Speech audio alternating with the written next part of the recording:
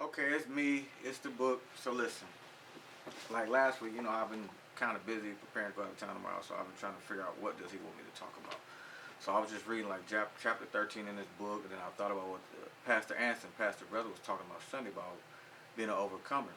So I was getting myself together. God showed me something. He said, now picture the keys to your car. He said, imagine them keys are the kingdom of heaven. So these are keys. He gives you full access. So he gave you the car and gave you the keys to start the car. Yet, sometimes the car doesn't always start. Sometimes things are wrong with the car. Don't get me wrong. He trusts you to know enough to be able to fix simple things like, okay, it's time for an oil change, if the tire is low, or if you need gas. But some things are more internal where you have to go someplace else to get it fixed. So now, imagine this. So slow down and pay attention. Thank you, Lord. Imagine God is your mechanic. So the things that you can't understand. Now imagine you go start your car and it doesn't turn over. Now I had this happen to me before. I pulled up at work, went back outside, tried to start my truck, wouldn't start back up. I go get a new battery, it still doesn't start. What had happened was the starter went out because things go out, things happen. So I didn't panic or get upset. I said, okay, once the mechanic found out the problem, he went ahead and fixed it. See, what I'm saying is this. There's always going to be a problem, but God always has a resolution. See, the thing was, I had to go to someone to solve it. Same thing with prayer. You got to go to God in prayer when you have a problem. You got to go to God and say, look, Lord, I trust you. I need you to help me understand this because I'm confused right now. This isn't making sense to me. So imagine your life is that car when it's not starting.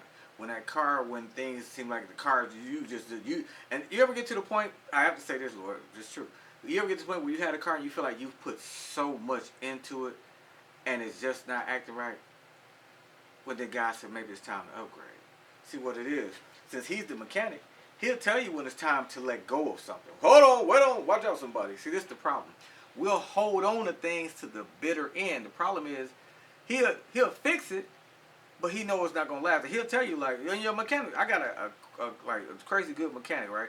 So he'll tell me stuff that's wrong or stuff that can be fixed, but then he'll be like, after a while, this may happen or that may happen. And sometimes it's best to just go get another car. I've heard of people saying they talk to the mechanic like, don't get me wrong, like I can keep fixing it. You can keep pouring all your money into this one, or you can invest in something better. All it's saying is real simple as this. Start. That's the simple word that God gave me. He said start. He said a lot of us refuse to start to do anything.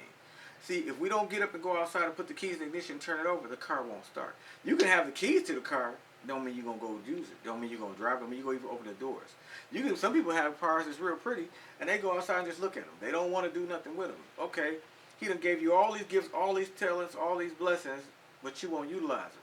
But if you start to use what he gave you, he can bless you more. If you start to push towards something that you want, he can open the doors. The thing is, you just got to get up off your tail and do it. A lot of us are so comfortable, so complacent where we are. You may have a job, and don't get me wrong, people both, well, I make $100,000, or I make $200,000 a year. He said, well, shoot, instead of just working a job, why not own a company? But some of us are comfortable where we are, and there's nothing wrong with your comfort level. But then there's others, God, have a desire in you that's going to keep pushing, like, you know what, I know I can do more through him. I can do more in him. Like for me, I know I can do more. I know I need to pay attention more when God is showing me stuff.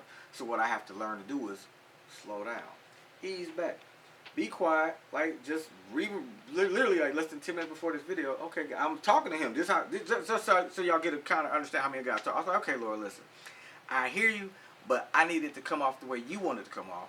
He said, but you got to talk how I allow you to talk because that's who you are. So I had to think about what he was saying. So he gave me the analogy with the car, the mechanic, and everything. It's like, okay, that makes sense. He said, the thing is, some people won't even walk up to the car. He said, sometimes, he said, the car will be so bad that you go outside and the engine is gone. You ain't got no money to fix it. This is the crazy part. Thank you. He just gave me this. You won't have no money to fix the car, but you got an 805 credit score. Slow down. Let me explain that to y'all. Y'all know how to credit work. You know how it work. You can do what you want to do. You got an 800 credit score, but you still holding this. God, like, I allowed you to get your score up so you can go ahead and upgrade and get you something better. I allow you to make enough money so you can pay the car note. Instead of keep funneling money into something that's not going to work, funnel into something that's going to bless you. Because now you finna jump in this new whip. All you're going to have to do is take oil change, get tire rotated and stuff like that. Bam, air filters change every so often.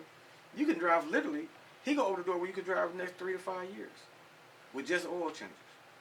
Because he decided to bless you in such a manner. Because he see you that you're capable of handling it. But we'll still hold on to yesterday. He said the reason you can't go get the new car is you haven't started making those steps towards it. You haven't thank you, Lord. You haven't started making steps towards buying a house. You got to start taking steps towards that better job. You got to start taking steps towards that business you want. You got to start taking steps for a better prayer life. You got to start taking steps to become a more avid reader of the word, to get a better understanding of God. You got to start taking these steps to be a better tither and be more faithful in your giving. More than anything, giving your time to God.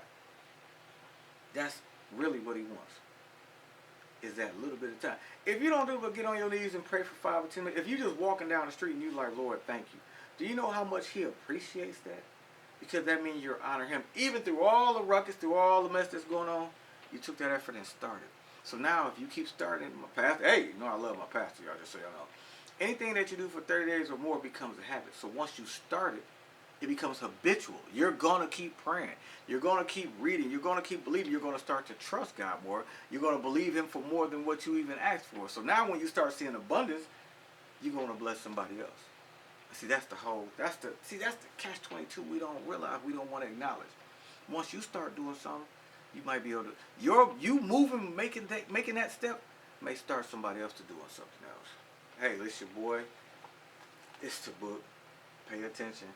Like, subscribe, comment, share, get y'all a copy. But one thing I really want y'all to do, just get started.